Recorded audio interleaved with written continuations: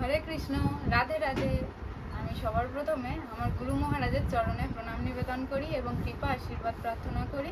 তারপর আমি আমার পরম গুরু মহারাজের চরণে প্রণাম জানাই এবং কৃপা আশীর্বাদ প্রার্থনা করি এবং সকল গুরুবৃন্দ আচার্যবৃন্দদের চরণে প্রণাম জানাই এবং কৃপা আশীর্বাদ প্রার্থনা করি এবং সকল দর্শক বৈষ্ণববৃন্দদের চরণে আমি প্রণাম জানাই এবং কৃপা আশীর্বাদ প্রার্থনা করি। তো সামনেই আসছে মোহিনী একাদশী। তো আমরা সেই মোহিনী একাদশীর ব্রত কথা নিয়ে আলোচনা করতে এসেছি। আগামী 24শে বৈশাখ 8ই মে বৃহস্পতিবার মোহিনী একাদশী।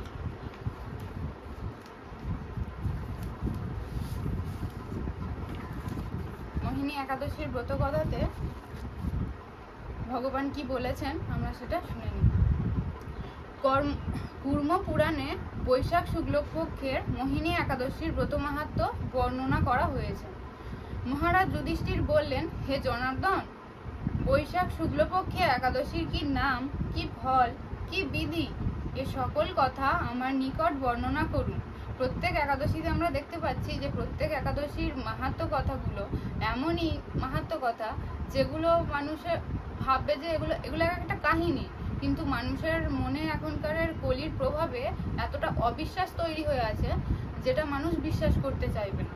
যে কারণে প্রত্যেকটা একাদশীর ব্রত মাহাত্ম্য যুধিষ্ঠির মহারাজ শ্রীকৃষ্ণকে জিজ্ঞাসা করেছেন এবং শ্রীকৃষ্ণ এই কাহিনীগুলো নিজের মুখে আমাদেরকে বলেছেন। তাই এগুলো কোনো গল্প কথা নয়। তাই জনার্দন তখন যুধিষ্ঠির মহারাজকে একাদশীর মাহাত্ম্যে কি বলছেন সেটা আমরা শুনে নিই।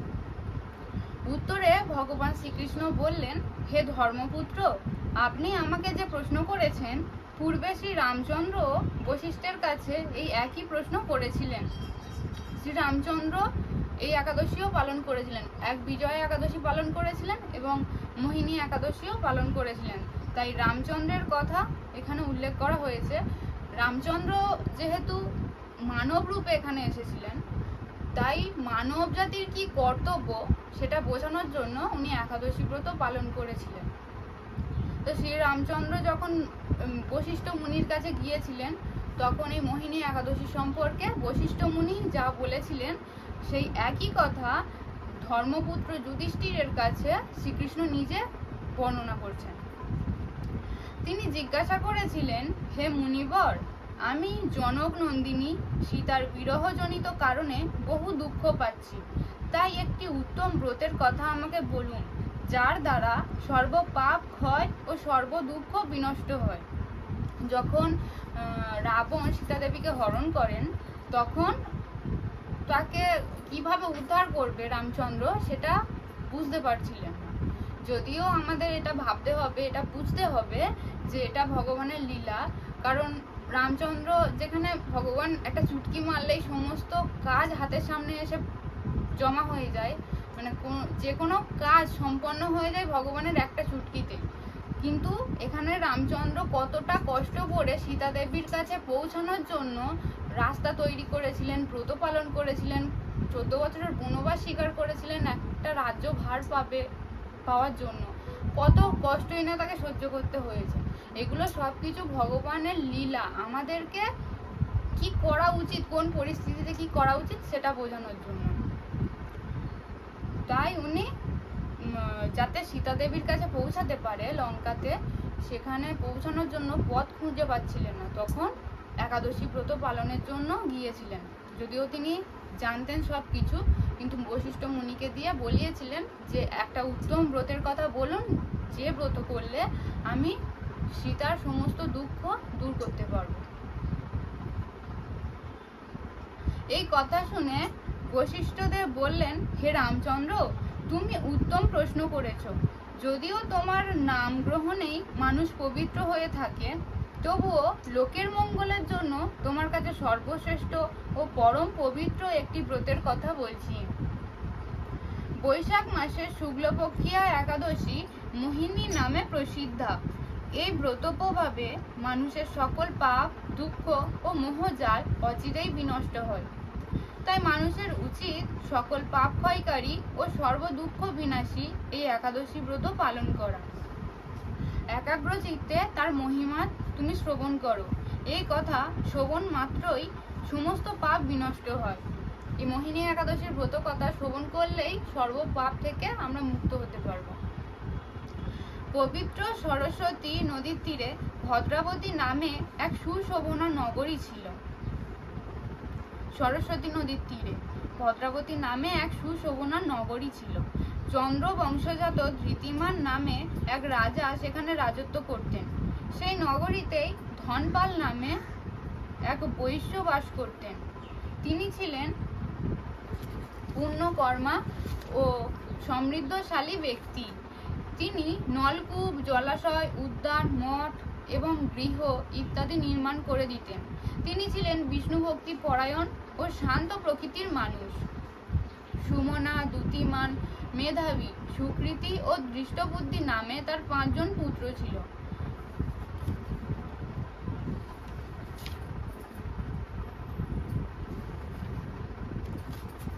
প্রথমেই বলেছে চন্দ্রবংশে ধৃতিমান নামে এক রাজা সেখানে রাজত্ব করতেন। সেই রাজার 5 পুত্র ছিল। 5 পুত্রের নাম সুমনা, দ্যুতিমান, মেধাবী, সুকৃতি ও দৃষ্টবুদ্ধি নামে তার 5 জন পুত্র ছিল। নামগুলো শুনেই বোঝা যাচ্ছে যে সুমনা, দ্যুতিমান, মেধাবী, সুকৃতি এই নামগুলো কোনোটার সঙ্গে খারাপ কিছু নেই। সুমনা মানে ভালো মন, দ্যুতিমনা, মেধাবী, সুকৃতি সবটাই ভালো নাম, মানে তাদের কারো চরিত্র খারাপ ছিল না। কিন্তু ওই যে শেষ ছোট ছেলেটা দৃষ্টবুদ্ধি নামটা শুনেই বোঝা যাচ্ছে যে তার বুদ্ধি কোন দিকে চলে। তো এই 5 জন পুত্র ছিল। পঞ্চম মানে সব থেকে ছোট পুত্র দৃষ্টবুদ্ধি ছিল অতি দুরাচারী। সে সর্বদা পাপ কার্যে লিপ্ত থাকত। পরস্ত্রী সঙ্গী, বেশ্যাসক্ত, লম্পট ও দ্রুত ক্রীড়া প্রভৃতি পাপে সে অত্যন্ত আসক্ত ছিল। দেবতা, ব্রাহ্মণ ও পিতামাতার সেবায় তার একেবারেই মতি ছিল না। সে অন্যায় কাজে রত, দুষ্ট স্বভাব ও পিতৃধন ক্ষয়কারক ছিল। সবসময় সে অভক্ষ ভক্ষণ ও সুরাপানে মত্ত থাকত। আমাদের কলিযুগে যেগুলো বারণ সেইগুলোই সবকিছু, সেই গুণগুলো, সেই দোষগুলো তার ছিল। পিতা ধনপাল একদিন পথ চলছিলেন। হঠাৎ তিনি দেখতে পেলেন দৃষ্টবুদ্ধি এক বেশ্যার গলায় হাত দিয়ে নিঃসংকোচে ঘুরে বেড়াচ্ছে। যেহেতু বাবার রাজ্যে ছেলে এরকম দুরাচারী হয়ে ঘুরে বেড়াচ্ছে, তা পিতার কানে প্রায় সময় খবর যেত। কিন্তু পিতা একদিন পথ চলতে গিয়ে রাস্তায় নিজের চোখে সেটা দেখলেন যে একজন বেশ্যার গলায় হাত দিয়ে উনি নিঃসংকোচে সারা পাড়াময় ঘুরে বেড়াচ্ছে। তার নির্লজ্জ পুত্রকে এভাবে চৌরাস্তায় ভ্রমণ করতে দেখে তিনি অত্যন্ত মর্মাহত হলেন। এই কুস্বভাব দর্শনে ক্রুদ্ধ হয়ে তিনি তাকে গৃহ থেকে বার করে দিলেন। তার আত্মীয় স্বজনও তাকে পরিত্যাগ করলো। যখন কেউ রাজার ছেলে হয়, তার অনেক সম্পত্তি, সবাই তার সঙ্গে, সে যেমনই হোক, তার সঙ্গে ভালো ব্যবহার করে চলবে, তাকে খুব সমঝে চলবে। কিন্তু যখন তার বাবা তাকে গৃহ থেকে ত্যাগ করে দিল, তখন সে নিঃস্ব, তার কিছু নেই। তাই তখন আত্মীয় স্বজনও তাকে ত্যাগ করে দিল, কেউ তাকে আশ্রয় দিল না। সে তখন নিজের অলংকার আদি বিক্রি করে জীবন অতিবাহিত করত। রাজার ছেলে হওয়ার দরুন তার তো গায়ে কিছু গয়নাগাটি, অনেক সোনার অলংকার তো থাকবেই। তো সেই অলংকারগুলো বিক্রি করে যে কদিন যায় জীবন অতিবাহিত করছিল। কিছুদিন এইভাবে চলার পর অর্থের অভাব দেখা দিল। ধনহীন দেখে সেই বেশ্যাগণও তাকে পরিত্যাগ করলো। যখন কারোর ধন না থাকে, বেশ্যারা কি করতে থাকবে? তারা তো টাকার জন্যই থাকবে না, অর্থের জন্যই থাকবে। তো যখন সে যতদিন দিতে পারছিল ততদিন দিল, তারপরে যখন দিতে পারছে না তখন তাকে বেশ্যাগুলো পরিত্যাগ করলো। অন্ন বস্ত্রহীন ধৃষ্টবুদ্ধি ক্ষুধা তৃষ্ণায় অত্যন্ত কাতর হয়ে পড়ল। পেটে অন্নও নেই, আর একটা বস্ত্র পরে কতদিন মানুষ জীবনযাপন করতে পারে? আর মানুষের জমানো পুঁজি দিয়ে কতদিনে বা তার পেট চলতে পারে? মানুষের সব কিছু সহ্য করতে পারে, কিন্তু ক্ষুধা তো মানুষকে ত্যাগ করবে না। সবাই ত্যাগ করলেও ক্ষুধা কিন্তু মানুষকে ত্যাগ করবে না। তাই অন্ন বস্ত্রহীন হয়ে দৃষ্টবুদ্ধি অত্যন্ত কাতর হয়ে উঠল ক্ষুধা আর তৃষ্ণায়। অবশেষে নিজের গ্রামে সে চুরি করতে লাগলো। পেটের দায়ে মানুষ যখন কোনো উপায় না থাকে তখন সে চুরি করতেই বাধ্য হয়। তো সে নিজের গ্রামে চুরি করতে শুরু করলো। একদিন রাজপ্রহরী তাকে ধরে বন্দি করলো, কিন্তু পিতার সম্মানার্থে তাকে মুক্ত করে দিল। যেহেতু তার বাবা রাজা, তারই প্রহরী, কিভাবে ছোট মালিককে ধরে অত্যাচার করবে? বাবা তাকে ত্যাগ করতে পারে, কিন্তু মন্ত্রীরা, রাজপ্রহরীরা তো জানে যে ইনি আমাদের ছোট দাদাবাবু, তাই ছোট পুত্রকে জেনে পিতার সম্মানের জন্য তাকে মুক্ত করে দিল। এভাবে বার কয়েক সে ধরা পড়লো, আবার ছাড়াও পেল, শুধু বাবার সম্মানের জন্য। কিন্তু তবুও সে চুরি করা বন্ধ করলো না। তখন রাজা তাকে কারাগারে বদ্ধ করে রাখলেন। বিচারে সে কষাঘাত দণ্ড ভোগ করলো। বারবার ছাড়া পেয়ে যাচ্ছে, কিন্তু শেষবার যখন ধরা পড়লো তখন আর ওনার বাবা নিজেই কারাগারে বন্ধ করে দিয়ে কি দণ্ড দিল, যে কষাঘাত করবে। সেই দণ্ডও ভোগ করলো। কারাভোগের পর অনন্য উপায়ে দৃষ্টবুদ্ধি বনে প্রবেশ করলো। সেখানে সে পশু পাখি বধ করে তাদের মাংস ভক্ষণ করে অতি দুঃখে পাপময় জীবনযাপন করতে লাগলো। দুষ্কর্মের ফলে কেউ কখনো সুখী হতে পারে না, তাই সেই দৃষ্টবুদ্ধি দিবারাত্রি দুঃখ শোকে জর্জরিত হলো।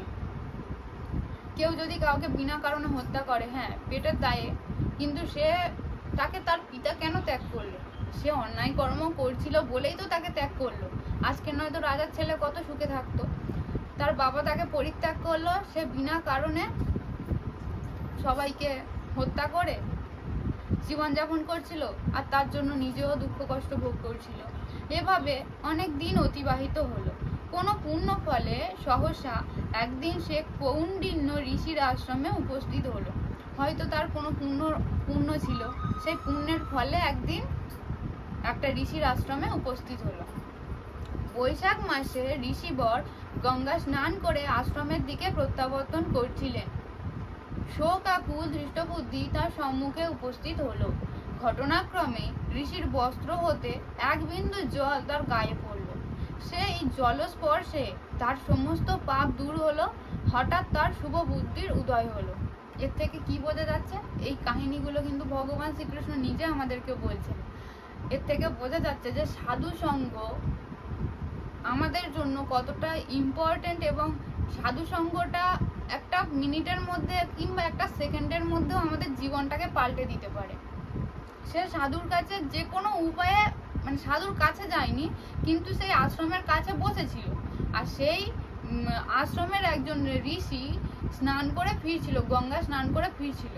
তার সাথে কথা হয়নি, তার সঙ্গে বাক্যালাপ হয়নি, সে দেখেনি, কিছু করেনি, কিন্তু তারপরেও যখন স্নান করে আসছে তার গা থেকে একটা ছিটা জল সেই দৃষ্টবুদ্ধির গায়ে পড়েছে। গায়ে পড়া মাত্রই তার শুভ বুদ্ধির উদয় হলো। তাই সাধু সঙ্গ করলে আমরা যদি সাধুর সঙ্গে বসে সাধুর মুখে হরিকথা শুনি, তাহলে আমরা কতই না ফল লাভ করব। তো এক বিন্দু জল গায়ে পড়ার জন্য তার শুভ বুদ্ধির উদয় হলো।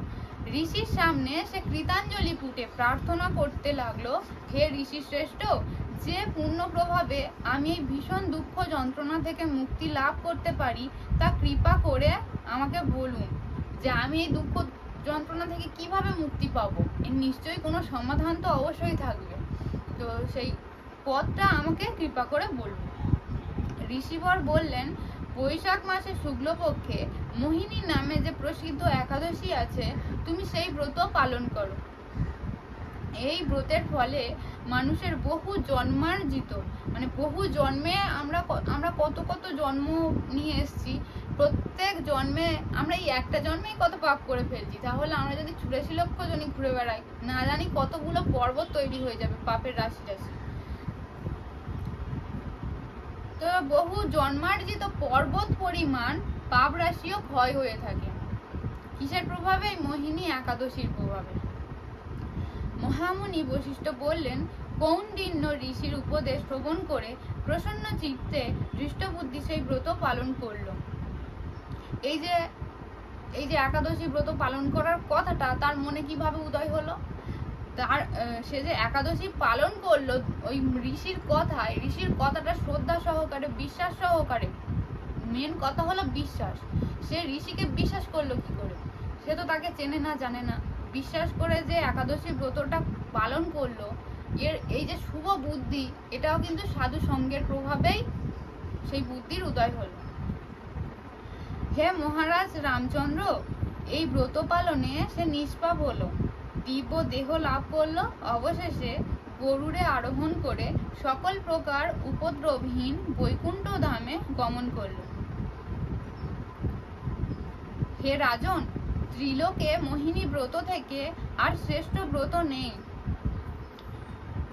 ধৃষ্টবুদ্ধি যখন এই একাদশী ব্রত পালন করলো, ব্রত পালনের শেষে সে খুব নিষ্ঠা সহকারে এই ব্রতটা পালন করেছিল। আর তার ফলে কি হলো? গরুর পাখি হচ্ছে ভগবানের বাহন। ভগবানের বাহন হচ্ছে গরুর পাখি। এবারে সেই গরুরে চড়ে বৈকুণ্ঠ ধামে গেল, যেখানে কোনো উপদ্রব নেই, কোনো কুণ্ঠা নেই, যেখানে কোনো দুঃখ নেই, সেখানে উনি গমন করলো। তাই বলছে এই ত্রিভুবনে কোনো মোহিনী একাদশীর মতো কোনো ব্রত আর নেই, শ্রেষ্ঠ ব্রত আর নেই। যজ্ঞ, তীর্থস্থান, দান ইত্যাদি কোনো পুণ্য কর্মই এই ব্রতের সমান নয়। আমরা যাই করি না কেন, যত তীর্থস্থানে ঘুরি না কেন, এই মোহিনী একাদশী ব্রতের সমান কোনো কিছুই নয়। এই ব্রত কথা শ্রবণ কীর্তনে সহস্র গোদানের ফল লাভ হয়। এই ব্রত কথা আমরা যে শ্রবণ করছি, কীর্তন করছি, আপনারা যারা শ্রবণ করছেন সবাই কিন্তু এই 1000 গোদানের ফল লাভ করলেন। এই ছিল একাদশীর ব্রত মাহাত্ম্য।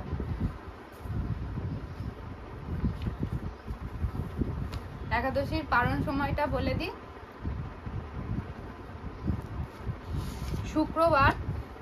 শুক্রবার 5টা 4 থেকে 9টা 24-এর মধ্যে একাদশীর পালন। 5টা 4 থেকে 9টা 24-এর মধ্যে একাদশীর পালন। তো আপনারা সবাই এই একাদশী ব্রত পালন করুন এবং এই ব্রত কথাটা অবশ্যই ওই দিনে শ্রবণ করবেন। এই বৃহস্পতিবার একাদশীর দিনে শুনবেন এবং তার পরের দিনে সঠিক সময়ে পালন করবেন। তো এই ছিল একাদশীর ব্রত মাহাত্ম্য। হরে কৃষ্ণ।